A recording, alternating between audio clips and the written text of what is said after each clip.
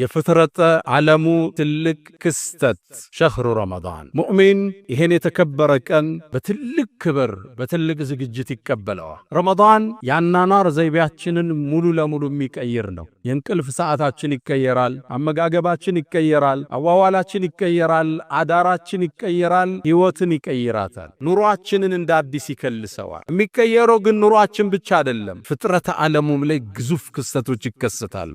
ነቢዩና መሐመድ ዓለይሂ ሰላቱ ወሰላም ነሳኢ ላይ በተዘገበው ሐዲስ ፊሂ ቱፍተሑ አብዋቡ ሰማ፣ ረመዳን ሲገባ የሰማይ በሮች ይከፈታሉ። ሰማይ ግዙፍ ዓለም፣ የአንዱ ሰማይ ውፍረት 500 ዓመት ያጸዳል። ይህ በር ይከፈታል። በሌላ ዘገባቸው ላይ ፊሂ ቱፍተሑ አብዋቡል ጅናን፣ የጀነት በሮች ይከፈታሉ። ሰባቱን ሰማይ አልፈህ የምታገኘው ግዙፍ ዓለም ጀነት ይባላል። እነዛ በሮች እንዲከፈቱ ይደረጋል። የጀሃነም በሮች እንዲዘጋ ይደረጋል።